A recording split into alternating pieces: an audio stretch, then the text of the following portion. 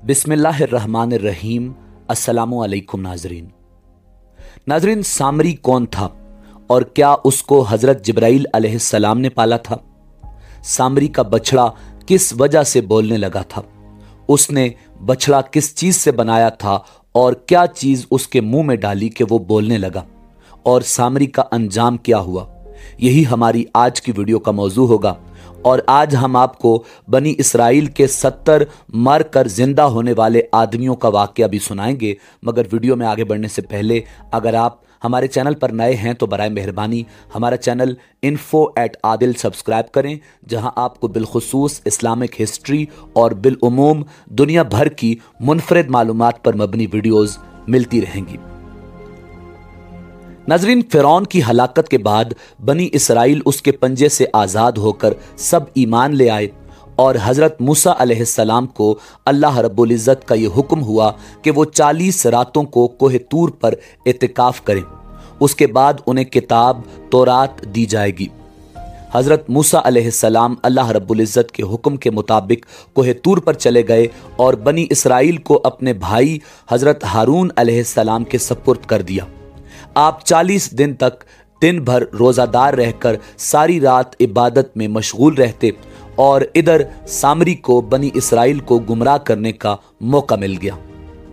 नाजरीन, बनी इसराइल में एक हरामी शख्स था जिसका नाम सामरी था, जो तिबी तौर पर इंतहाई गुमराह आदमी था। उसकी मां ने बरादरी में रुसवाई और बदनामी के डर से उसको पैदा होते ही पहाड़ के एक गार में छोड़ दिया था।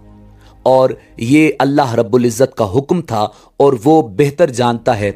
हज़रत जिब्राइल अलैहिस्सलाम ने अल्लाह रब्बुल इज़्ज़त के हुक्म से उसको अपनी उंगली से दूध पिला पिला कर पाला था, इसलिए ये हज़रत जिब्राइल अलैहिस्सलाम को पहचानता था।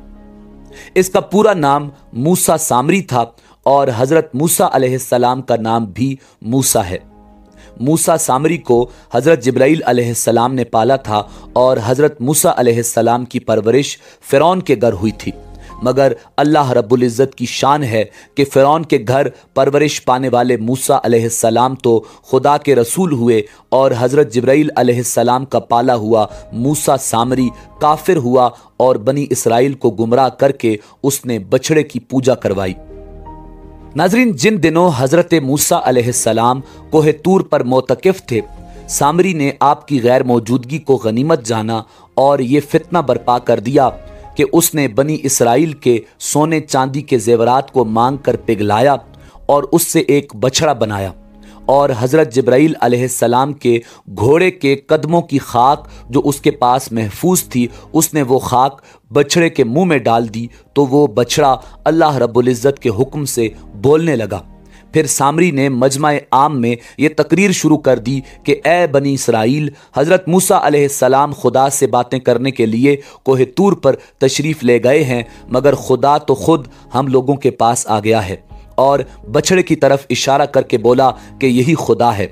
सामरी ने ऐसी गुमराह कुन तकरीर की कि बनी इसराइल को बछड़े के खुदा होने का यकीन आ गया और वो बछड़े को पूजने लगे।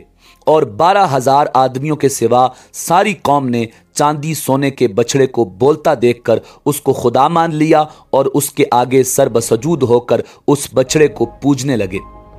नाज़रीन, कुरान मजीद फुरकान हमीद की सूरह अल-आराफ की आयत नंबर 148 में अल्लाह रब्बुल इज़्ज़त ने इरशाद फरमाया, वत्तख़ज़ कौम मूसा मिन बादिही मिन हुलिय्यिहिम इजलन जसदन लहू खुवार अलम यरौ अन्नहु ला युकल्लिमुहुम वला यहदीहिम सबीला इत्तख़ज़ूहु व कानू ज़ालिमीन।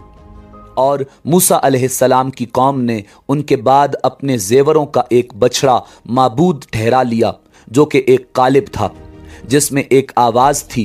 क्या उन्होंने ये ना देखा कि वो उनसे बात नहीं करता था और ना उनको कोई राह बतलाता था? उसको उन्होंने माबूद करार दिया और बड़ी बेइंसाफी का काम किया। नाजरीन, जब 40 दिनों के बाद हज़रत मूसा अलैहिस्सलाम अल्लाह रब्बुल इज़्ज़त से हम कलाम होकर और तौरात साथ लेकर बस्ती में तशरीफ़ लाए और कौम को बछड़ा पूजते हुए देखा तो आप पर बेहद गज़ब व जलाल तारी हो गया। آپ نے جوش غضب میں اپنے بھائی حضرت ہارون علیہ السلام کی داڑھی اور سر کے بال پکڑ کر گھسیٹنا اور مارنا شروع کر دیا اور فرمانے لگے کہ کیوں تم نے ان لوگوں کو اس کام سے نہیں روکا؟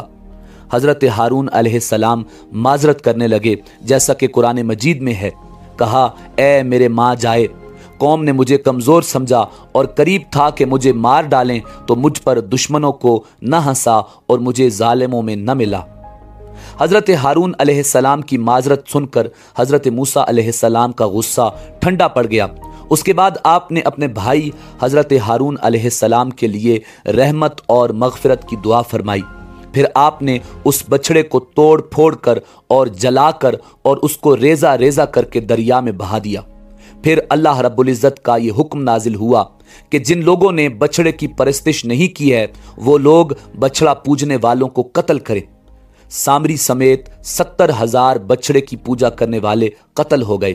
اس کے بعد یہ حکم نازل ہوا کہ حضرت موسیٰ علیہ السلام 70 آدمیوں کو منتخب کر کے کوہ طور پر لے جائیں اور یہ سب لوگ بچڑا پوجنے والوں کی طرف سے معذرت طلب کرتے ہوئے یہ دعا مانگیں کہ بچڑا پوجنے والوں کے گناہ معاف ہو جائیں۔ ناظرین، حضرت موسیٰ علیہ السلام نے چن چن کر اچھے 70 آدمیوں کو ساتھ لیا اور کوہ طور پر تشریف لے گئے۔ جب لوگ کوہ طور پر طلب معذرت و استغفار کرنے لگے تو اللہ رب العزت کی طرف سے آواز آئی، اے بنی اسرائیل، میں ہی ہوں، میرے سوا تمہارا کوئی معبود نہیں۔ میں نے ہی تم لوگوں کو فرعون کے ظلم و ستم سے نجات دے کر تم لوگوں کو بچایا ہے، لہٰذا تم لوگ فقط میرے ہی عبادت کرو اور میرے سوا کسی کو مت پوجو۔ ناظرین، اللہ رب العزت کا یہ کلام سن کر یہ 70 آدمی ایک زبان ہو کر کہنے لگے کہ اے موسیٰ، ہم ہرگز آپ کی بات نہیں مانیں گے جب تک ہم اللہ رب العزت کو اپنے سامنے نہ دیکھ لیں۔ ناظرین، یہ 70 آدمی اپنی ضد پر بالکل اڑ گئے کہ ہم کو آپ خدا کا دیدار کروائیں، ورنہ ہم ہرگز نہیں مانیں گے کہ خداوند عالم نے یہ فرمایا ہے۔ حضرت موسیٰ علیہ السلام نے ان لوگوں کو بہت سمجھایا، مگر یہ شریر و سرکش لوگ اپنے مطالبہ پر اڑے رہ گئے، یہاں تک کہ اللہ رب العزت نے اپنے غضب و جلال کا اظہار اس طرح فرمایا کہ ایک فرشتہ آیا اور اس نے ایک ایسی خوفناک چیخ ماری کہ خوف و ہراس سے لوگوں کے دل پھٹ گئے اور یہ 70 آدمی مر گئے۔ پھر حضرت موسیٰ علیہ السلام نے خداوند عالم سے کچھ گفتگو کی اور ان لوگوں کے لیے زندہ ہو جانے کی دعا مانگی تو وہ لوگ دوبارہ اللہ رب العزت کے حکم سے زندہ ہو گئے۔ ناظرین، اسی امید کے ساتھ اجازت دیجیے کہ آپ کو ہماری ویڈیو پسند آئی ہوگی۔ ملتے ہیں بہت جلد ایک نئی تاریخی، تحقیقی اور معلوماتی ویڈیو کے ساتھ۔ دیکھتے رہیے info@adil۔ اللہ رب العزت آپ کا حامی و ناصر ہو۔